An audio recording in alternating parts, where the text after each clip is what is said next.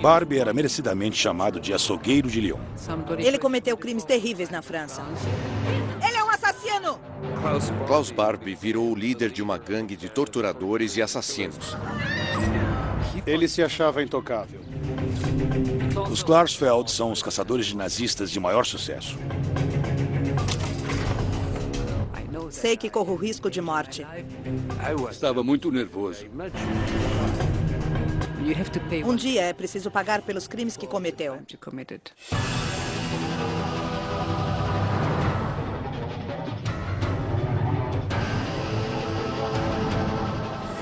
Caçadores de nazistas na América Latina. Episódio 3. Klaus Barbie. Munique, Alemanha. Setembro de 1971. A radical alemã, Beat Klarsfeld, Klaus Barbie é um assassino! liderou um protesto na escadaria do Tribunal de Munique. Estávamos muito bravos. Ele é um assassino! Precisávamos fazer alguma coisa. Ela estava indignada pela decisão do tribunal de encerrar o caso contra o criminoso de guerra nazista Klaus Barbie. Se ele morresse ou desaparecesse, seria uma derrota da justiça. Barbie fugiu da Europa após a guerra. Mas Beat e seu marido Serge Klarsfeld estavam prontos para caçá-lo até os confins da terra. Um dia decidimos fazer algo por justiça. Não por vingança, mas por justiça. Klaus Barbie, o ex-chefe da Gestapo em Lyon, tinha o sangue de milhares de judeus franceses nas mãos.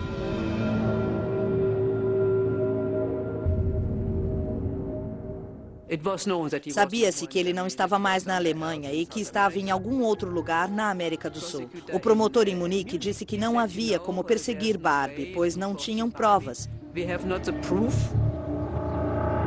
Esperávamos que com as demonstrações, o promotor mudasse de ideia.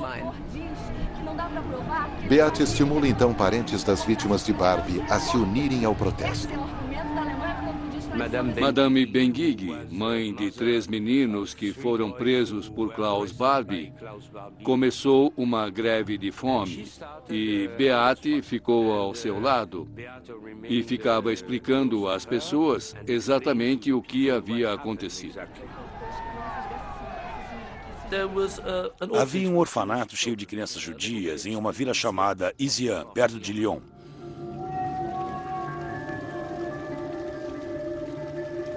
Um dia em 1944, Barbie esvaziou o orfanato. Eram crianças muito novas.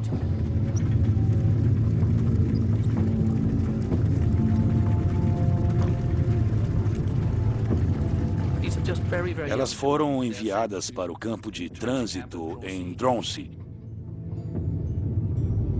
E de lá foram enviadas a Auschwitz. Madame Benguigui nunca mais viu seus filhos.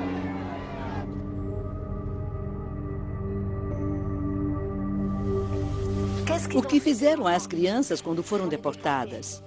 Colocaram-nas nos fornos.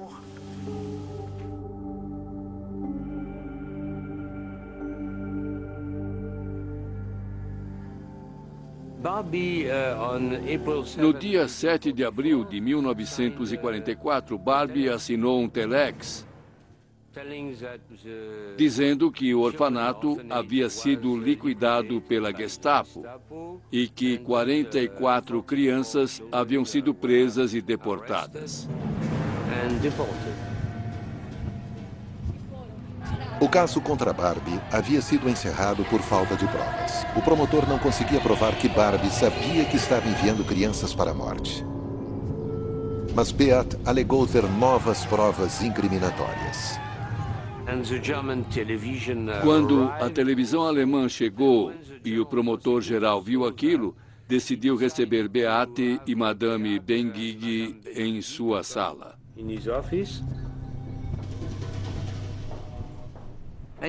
E ele disse, senhora Klarsfeld, o que deseja? Eu disse que tinha documentos para provar os crimes que Klaus Barbie havia cometido. Então, ela apresentou um relatório de uma testemunha em Lyon que ouviu Barbie dizendo que os judeus deportados seriam mortos. O promotor-geral, então, disse para Beate encontrar a testemunha que ouviu aquilo e ele reabriria o caso. Quando Beate pediu que o promotor colocasse a promessa por escrito, ele se recusou. Disse que seu secretário havia ido para casa. Eu disse, então, eu escrevo sua promessa. Ele tinha uma máquina de escrever na sala e eu disse, dite o que preciso escrever. Escrevi e ele assinou. Com essa carta, voltei à França.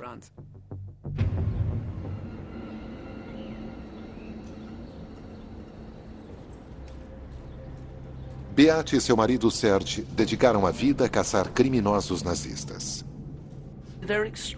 É um casal extraordinário. Serge é francês e seu pai foi levado pela Gestapo por ser judeu e morreu nos campos. Eu decidi que não sobrevivia em vão. Beate é alemã, era estudante e conheceu Serge no metrô.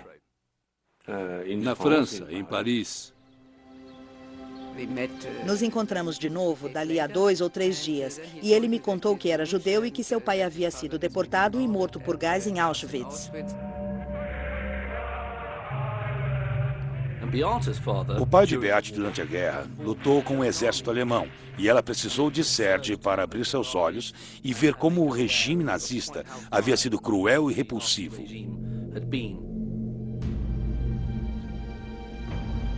Quando ouvi a história de meu marido, para mim ficou claro que eu precisava fazer algo como alemã. Éramos um casal muito jovem, sem muito dinheiro.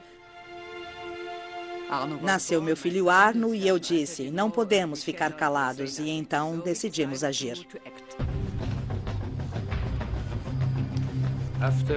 Depois de alguns meses, encontrei a testemunha e era um advogado. O advogado disse a Serge que conheceu Klaus Barbie no quartel da Gestapo em Lyon, onde um grupo de prisioneiros judeus estava esperando a execução. E que ele interveio e disse a Klaus Barbie, por favor, não os mate, deporte-os.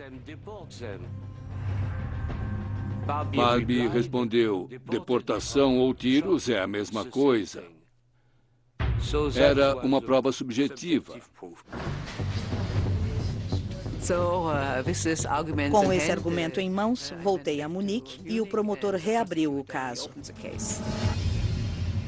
O que Beate fez foi relembrar às autoridades que as vítimas e as famílias das vítimas ainda estavam ali.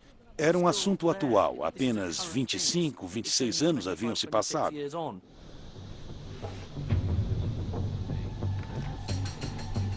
O promotor foi vencido pelos argumentos dos Klarsfeld. Ele entregou a Beate uma foto recente de um grupo de empresários na Bolívia. E um homem se parecia muito com um açougueiro de Lyon. O promotor disse, pegue esta foto, volte à França e peça aos sobreviventes para compararem, olharem a foto e pergunte se acham que é Klaus Barbie. Era uma oportunidade para que eu assumisse minha responsabilidade e lutasse como alemã para levar o assassino das crianças à justiça. A caçada dos Klarsfeld por Klaus Barbie havia começado. Beate levou a foto para a polícia francesa e perguntou, este é o mesmo homem? Seria o mesmo Klaus Barbie de 1943? Foi um momento muito importante. Analisaram 2 fotos e disseram informalmente que era o mesmo homem. Nosso trabalho sempre nos motivou, claro, mas foi com muito pesar. E mais, eu diria que com emoção, se pensarmos no assassinato de crianças. Entende?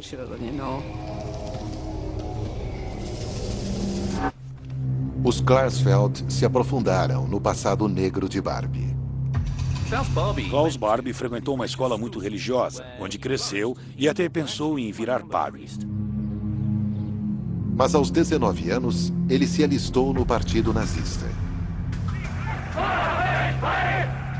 E subiu rapidamente. indo da juventude hitlerista até a Gestapo. Holanda, 1941. Agora tenente, Barbie ajudou a reunir os 160 mil judeus do país. Recebeu por isso a Cruz de Ferro, antes de virar chefe da Gestapo em Lyon, na França. Lyon era uma cidade crucial na época, uma região com muita atividade da resistência francesa. Para vencê-la, a Gestapo resolveu esmagá-la com grande brutalidade. E Klaus Barbie era o homem perfeito para fazê-lo. Klaus Barbie era conhecido como o açougueiro de Lyon. Era conhecido pelos crimes cometidos na França durante a guerra. Ele era essencialmente um carniceiro e via as pessoas como carne que poderia bater, cortar, abusar, injetar, fazer o que quisesse.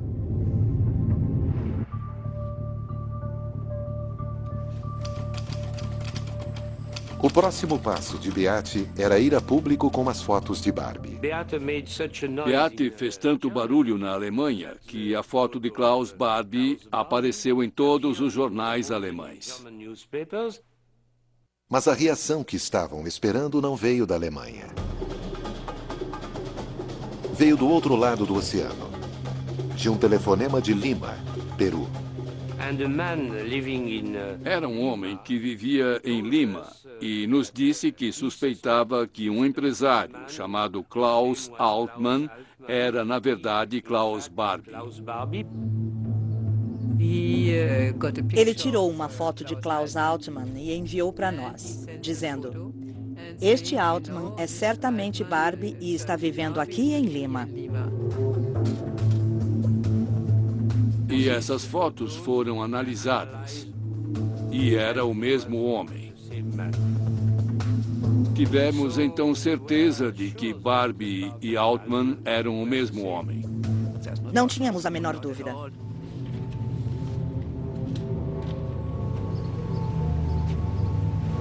Para Barbie, o caminho até o Peru havia sido longo e tortuoso.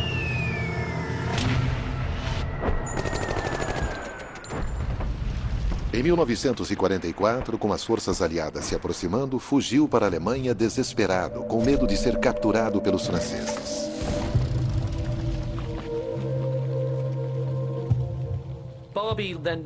Ele se livrou do uniforme ao final da guerra e quase virou um mendigo, vagando pelas ruas com outros vagabundos.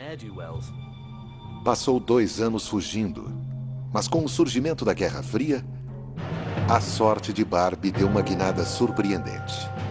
Depois da guerra, ele foi contratado pelos americanos como agente anticomunista. Os americanos sabiam do passado de Barbie em Lyon. Sabiam que havia sido brutal, mas no fundo não queriam saber detalhes. Ele trabalhou para o Serviço Secreto americano e depois trabalhou para a CIA. No começo da Guerra Fria, os americanos, britânicos e franceses precisavam de homens como Barbie para espionar os soviéticos. Mas em 1951, seu valor como espião era incerto. Seus contatos estavam acabando. Os americanos sabiam que as informações vindas dele eram pobres, mas não queriam entregá-lo para os franceses. A primeira coisa que Klaus diria era que trabalhara para os americanos. Seria muito constrangedor. Os americanos então pensaram: o que faremos? Não podemos matá-lo. Não podemos entregá-lo aos franceses. Não podemos deixá-lo viver uma vida normal. Vamos ter então que ajudá-lo a fugir. Entraram em contato com a rede de fuga que estava funcionando para o resto dos nazistas e enviaram Barbie pelo caminho dos ratos. Deram a Barbie um nome falso, documentos falsos, e assim Barbie e sua família conseguiram escapar por Gênova e depois num navio para a América Latina. Klaus Barbie provavelmente pensou na Bolívia porque não era um destino comum. Não era fácil chegar lá na época. E acho que a Bolívia era vista como um local em que se podia simplesmente desaparecer. Mas mesmo na Bolívia, o ex-chefe da Gestapo não podia escapar do passado. Quando veio para La Paz em 1951, ele ia ao clube alemão e teve dificuldades de relacionamento com algumas pessoas quando descobriram suas tendências ao nacionalsocialismo. Alguns sócios não simpatizaram com ele. Em 1971, planos de enriquecimento levaram para Lima, Peru. A missão dos Klarsfeld era levar o açougueiro de Lyon para ser julgado na Europa. Não seria difícil matá-lo, mas não queríamos isso. Queríamos um julgamento. Era importante levá-lo à justiça porque ele precisava pagar por seus crimes diante de um tribunal normal. Beate decidiu. Tenho uma família, mas não importa. Vou entrar no avião. Não vou ficar sentado em Paris, soltando notas para a imprensa.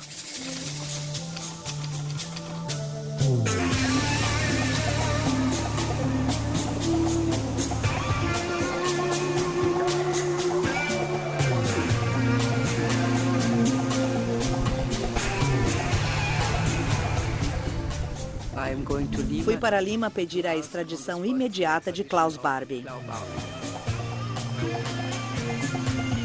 O que começou como uma luta por justiça na Europa virou uma caçada intercontinental.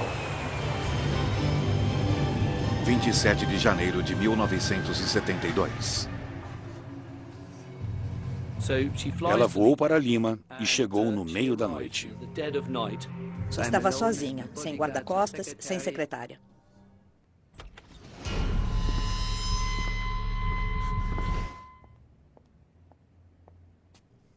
Mas mesmo assim, ela tinha muita energia e decidiu que daria inúmeras declarações à imprensa.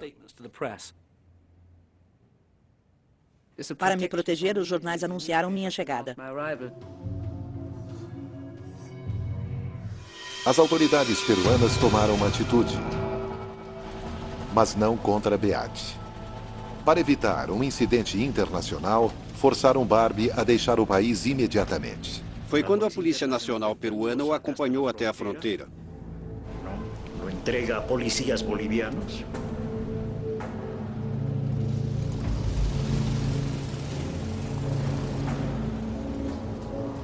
Ele foi para a Bolívia, pois era cidadão boliviano.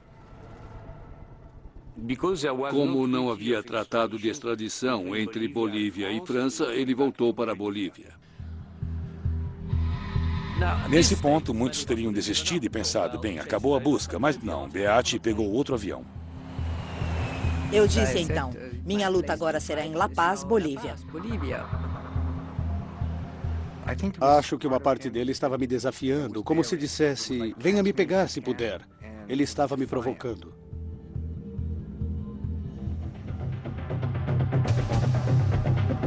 De janeiro de 1972. Eu queria deixar público quem era aquele homem que estavam escondendo. Tinha um arquivo sobre seu passado e entreguei aos jornais e também ao ministro da Justiça e ao chefe de polícia. Provei a eles que Klaus Altman era Klaus Barbie e que precisavam extraditá-lo.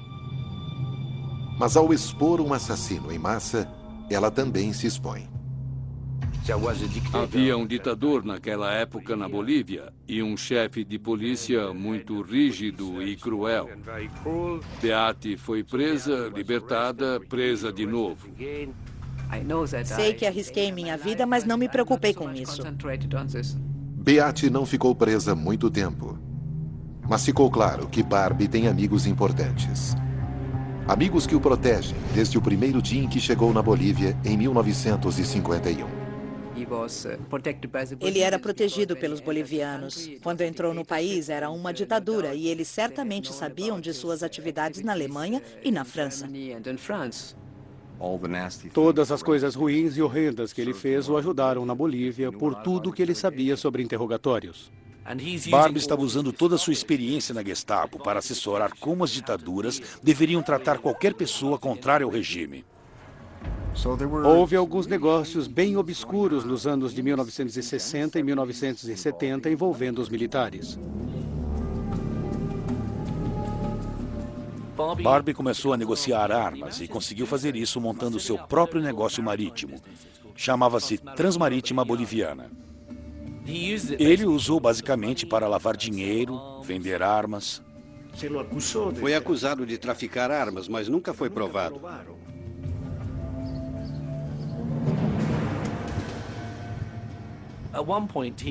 Em um dado momento, recebe $10 mil do governo boliviano para levar uma carga, mas resolveu não fazer nada com a carga e embolsou o dinheiro.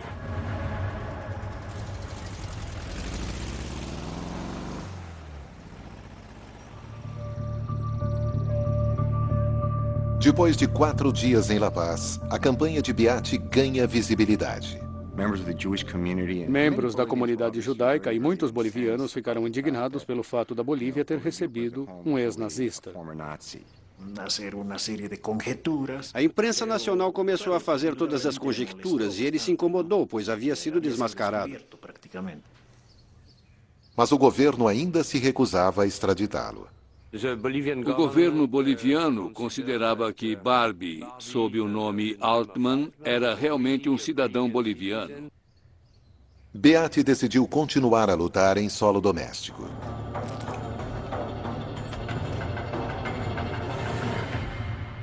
Ao voltar para Paris, fez escala em Lima, onde as autoridades a esperavam.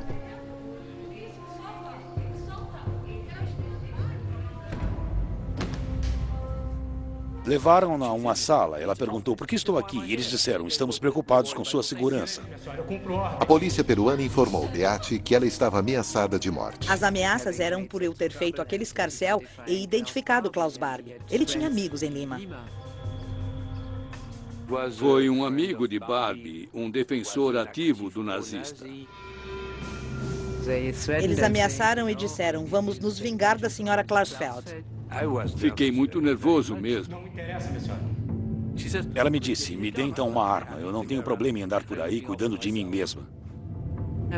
Tenho mais medo de não cumprir minha missão do que medo físico. A polícia me protegeu até minha volta à França.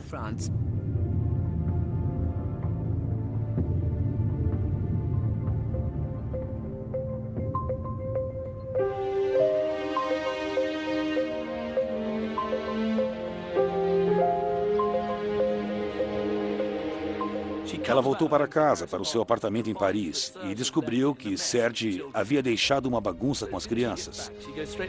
Assim que voltou, então, passou direto para o papel doméstico de lavar roupas, limpar a casa, cozinhar. É incrível como essa dona de casa parisiense, de classe média, conduzia uma grande luta por justiça.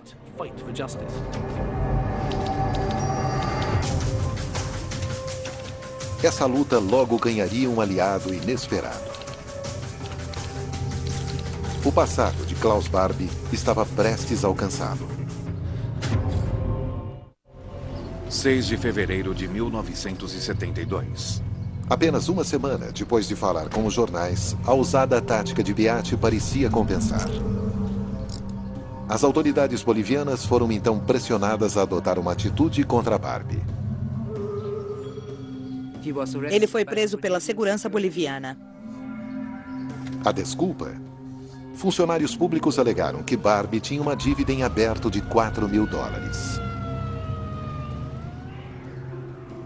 Desesperado para conseguir dinheiro, Barbie aposta alto. 7 de fevereiro de 1972. Ele vendeu uma entrevista à TV francesa por $2 mil. Ele falou em alemão, não sou Klaus Barbie. Não sou Klaus Barbie. Como já disse, sou Klaus Altman. Eu nunca torturei ninguém e não sei nada sobre Klaus Barbie. E também jamais estive em Lyon. Aí vem uma pergunta em francês. Responda. Sua consciência está limpa? Não tenho nada a temer, estou calmo. Estou falando com você abertamente. E ele respondeu. Aquele era um elemento a mais para saber que ele era Klaus Barbie. Falava francês e esteve em Lyon. Barbie foi muito brutal. Ele semi-afogava as vítimas em banhos gelados. Em um dado momento, injetava algum ácido nos pulmões da pessoa. Câmara de tortura, cadeia de Lyon. Uma de suas técnicas preferidas era atirar nas pessoas de cima de uma escadaria, de forma que, ao atirar na nuca, o corpo dava uma cambalhota perfeita. E ele se orgulhava quando acertava. Era sua arte, por assim dizer.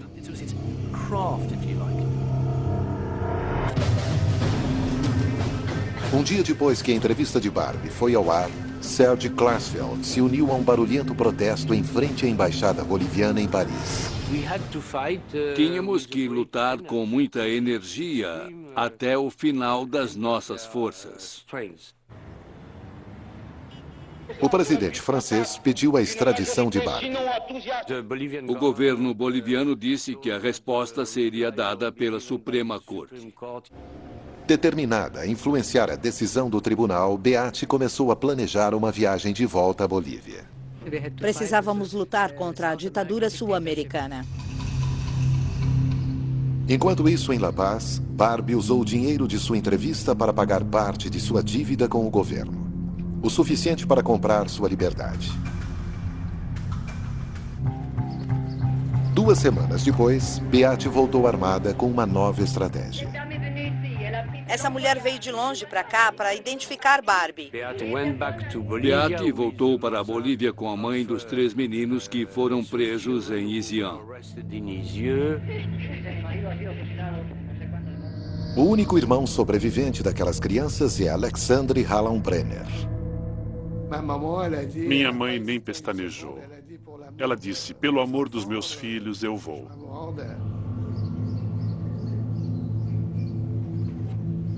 Fizemos cartazes dizendo à população boliviana: sou mãe de crianças deportadas por Klaus Barbie. Pedimos que o devolvam à justiça francesa. O governo disse a Beate, se falar com a imprensa, será presa. Para fazer aquilo em uma ditadura militar era preciso muita coragem, principalmente nos anos 70. Ninguém ia querer acabar numa prisão naquele momento e naquele país, mas ela não recuou. As autoridades bolivianas estavam desesperadas para silenciá-la, mas perceberam que sua prisão poderia trazer mais atenção da mídia e decidiram soltá-la. Nas 3 semanas em que ficaram lá, todos os dias elas saíram na primeira página. Todos os jornais falavam sobre Beate Klarsfeld e a senhora Hallenbrenner. Em seu último dia na Bolívia, Beate usou o recurso mais dramático. Elas se acorrentaram num banco até a noite. Sempre precisamos adotar ações espetaculares, senão os jornais não falam a respeito. Temos que dar o que eles querem. A polícia veio diversas vezes e arrancou os cartazes, mas os bolivianos sempre os refizeram. Aquelas 2 mulheres corajosas se acorrentando a um banco foi um protesto muito corajoso.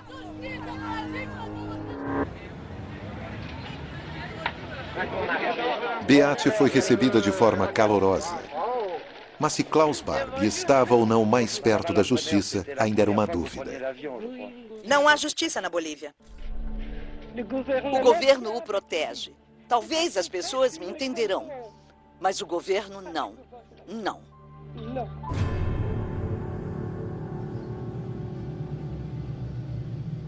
Os meses passaram. Barbie continuava livre. A Corte Suprema Boliviana ainda não decidira o pedido de extradição feito pela França. Frustrados pelo atraso, os Klarsfeld elaboraram um novo plano, ousado e perigoso. Sequestrar Klaus Barbie e trazê-lo para a França. Serge viajou então para Santiago do Chile. Queríamos justiça. Ele se encontrou com um ex-revolucionário que lutou junto com Che Guevara. Regi Debré decidiu nos ajudar a sequestrar Klaus Barbie, saindo da Bolívia de carro e cruzando a fronteira com o Chile. Debré diz a Serge que conhece o pessoal certo para o trabalho.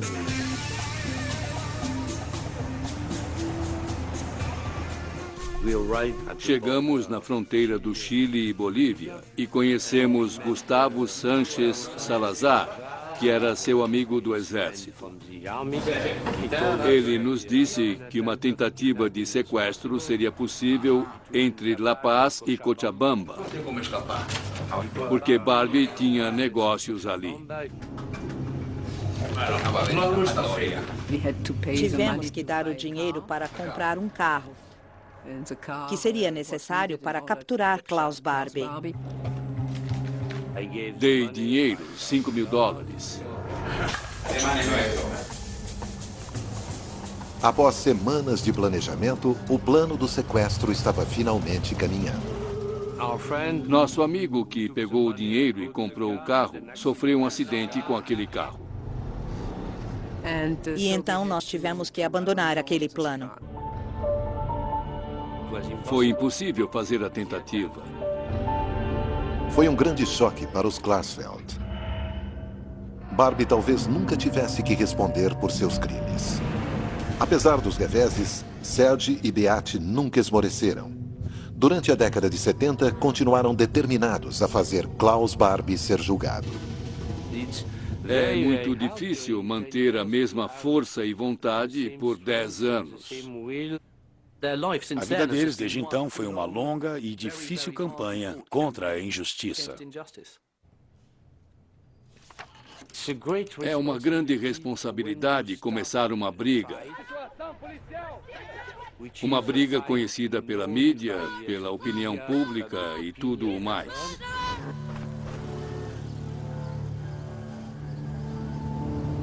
Agosto de 1981. Klaus Barbie tinha novos caçadores à espreita. A fotógrafa do New York Times, Marisabel Schumacher, e o repórter freelance Peter McFerrin.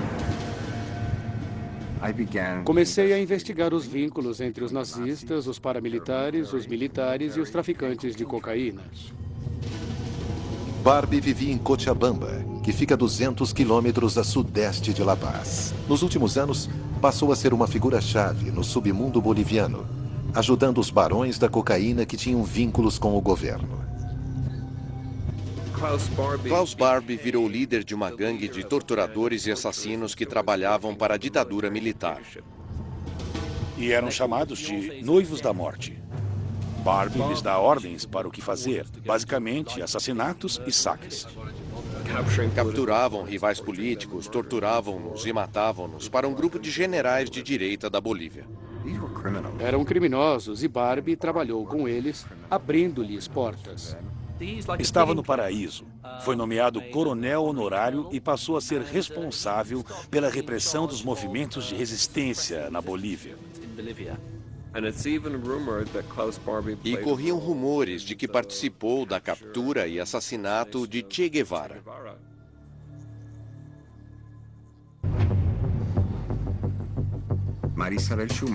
Marisabel Schumacher e eu decidimos ir para Cochabamba encontrar Klaus Barbie. Um jornalista amigo meu vivia em Cochabamba e também trabalhava na empresa local de telefonia e conseguiu identificar a área em que ele vivia. Peter McFerrin começou tocando a campainha para que ele saísse. Mas ele resolveu não sair.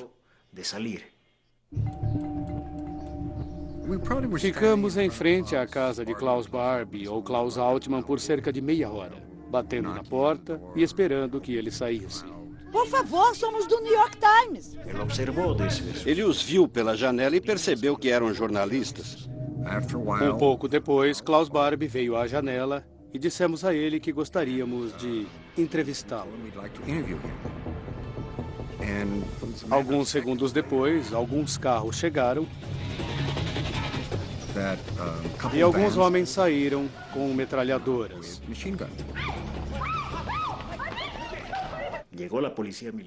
A polícia militar chegou, os deteve e confiscou suas fotos. Foi uma surpresa, um choque para nós. É claro que ficamos com medo, principalmente porque Marisabel Schumacher estava grávida. E eles nos levaram ao quartel militar. Mas foi muito rápido. Quando percebemos, estávamos no quartel militar. Eles nos ameaçaram de tortura em um tom muito ríspido. A maior preocupação deles era como havíamos conseguido encontrar Barbie. Quem tinha sido nossa fonte? Como o havíamos encontrado? A pior parte foi quando ameaçaram arrancar nossas unhas. E quando perceberam que haviam cometido um grande erro ao prender 2 jornalistas que estavam trabalhando para o New York Times, Depois de algumas horas, nos soltaram. Fica calma, tá bom? Respira. Pegamos o primeiro voo possível e voltamos para La Paz. E dali a 2 ou 3 dias, o New York Times publicou uma matéria de primeira página sobre os nazistas, os paramilitares e os traficantes de cocaína. Horas depois, recebi uma série de ameaças de morte. Amigos e familiares me aconselharam a sair logo da Bolívia. Então, peguei o primeiro avião para Porto Rico.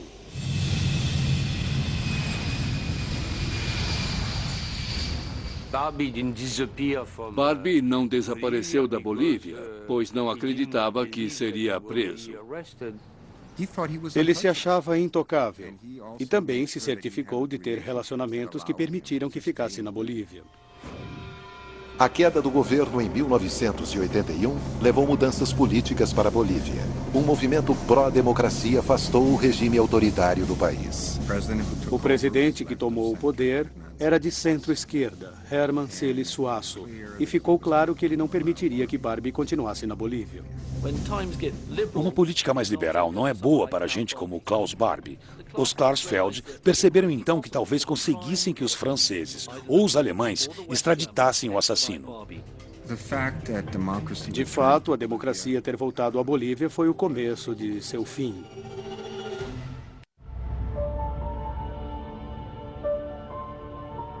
A Bolívia não era mais um porto seguro para Klaus Barbie. Aproveitando o momento, Serge recorreu ao homem mais poderoso da França, François Mitterrand. Convencemos Mitterrand a apoiar a operação de prender Barbie e trazê-lo de volta à França. Mas para isso precisavam da ajuda do novo governo democrático boliviano. Os bolivianos perceberam que podiam acusar Barbie. Ele devia a eles $10.000 por não ter enviado aqueles suprimentos conforme combinado. Ele disse que pagaria e responderam, certo, então pague. E como ele disse que não tinha dinheiro no momento, o prenderam. Klaus não tinha essa quantia de dinheiro, ele tinha apenas uns $5.000. Foi enviado para a prisão e não acreditou no que acontecia.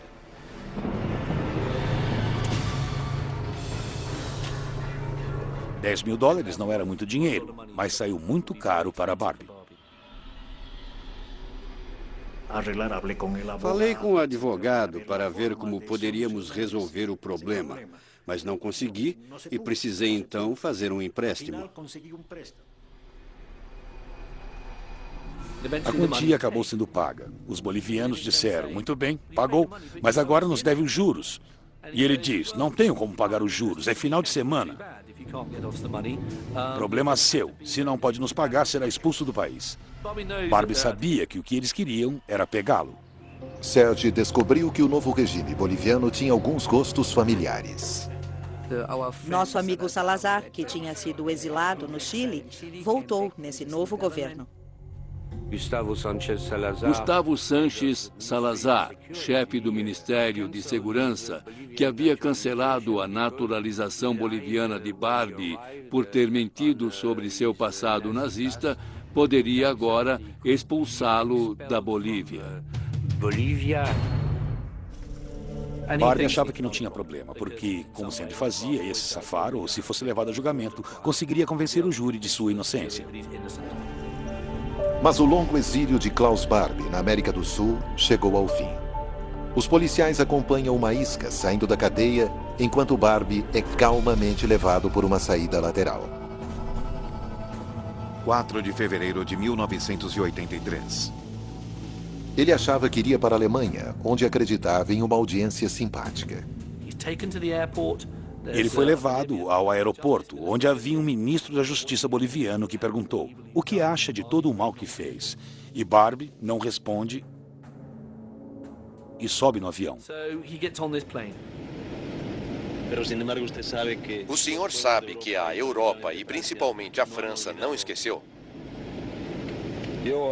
Eu esqueci. Se não conseguem esquecer, problema deles. O avião pousou. O destino ainda era desconhecido para Barbie. E as únicas vozes que ele ouvia não falavam alemão. O idioma era o francês. E foi aí que ele percebeu que o jogo tinha acabado para ele. Ele estava na terra de seu inimigo. Não era realmente a França, era a Guiana Francesa, era território francês. Na pista do aeroporto em Cayenne, na Guiana, Klaus Barbie foi oficialmente acusado de crimes contra a humanidade. Eles não podem me julgar. Culpado ou não, isso não se aplica a mim. O trecho final da viagem leva Barbie a Lyon, França, palco de suas atrocidades 40 anos antes.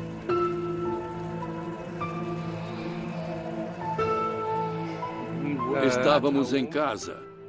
Eles nos chamaram para dizer que ele estava no avião.